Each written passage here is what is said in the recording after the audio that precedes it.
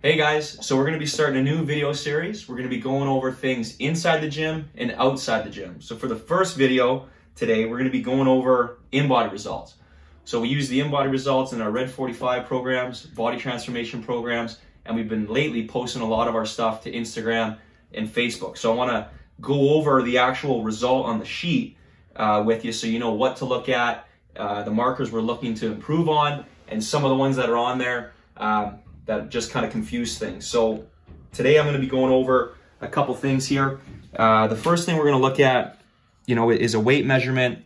Typically people get fixated on weight, and weight's not really a marker unless you have a weight loss goal that we're after. Most people just want to lose body fat, gain some muscle. So I'm going to show you what that looks like on the actual InBody sheet. So the next thing we look at is something called basal metabolic rate, which for this client is 1476.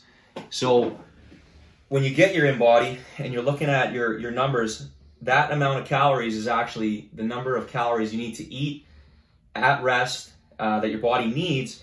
So if you wanted the InBody to stay the same, you have to be minimum at that number. There's other factors we look at. We look at activity, we look at exercise programs, but for now, you've got to be eating over 1476 for their calories. So something else on the InBody that we're going to look at is weight, but we're also looking at her skeletal muscle here.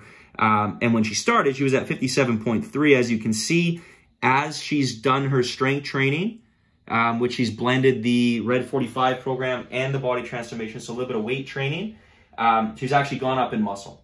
So to get that effect, you need to be making sure your nutrition's on point, but you're also getting enough workout days in.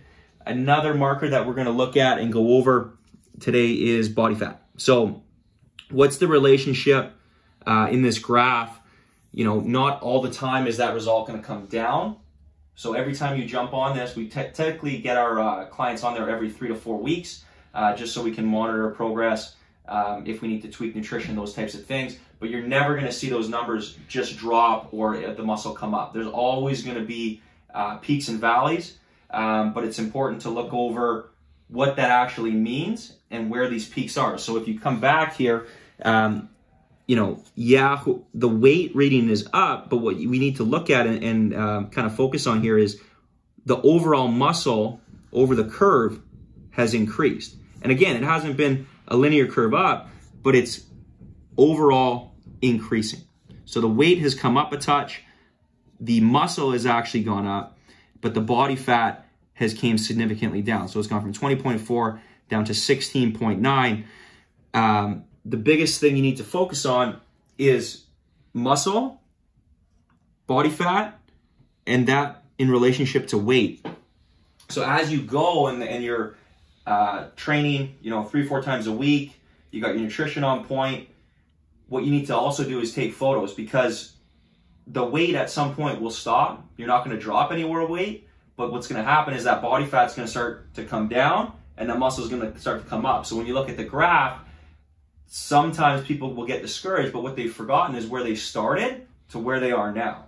So when we look at that InBody result, so for things like our 8-week challenges and that type of thing, it's only 8 weeks. So what can we get for change in the body? Doing all these different exercise programs. So the most important thing to look at is over time. Fast results typically never last.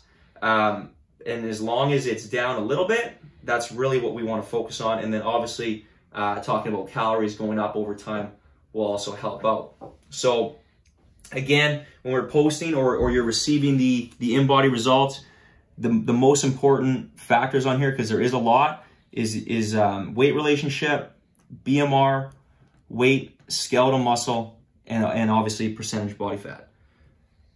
So that's going to be our first video. We're going to be doing a ton more of these. We're going to be putting them on Instagram, Facebook, YouTube. If you subscribe to our YouTube channel, you get notified when we start new ones. And thanks for listening.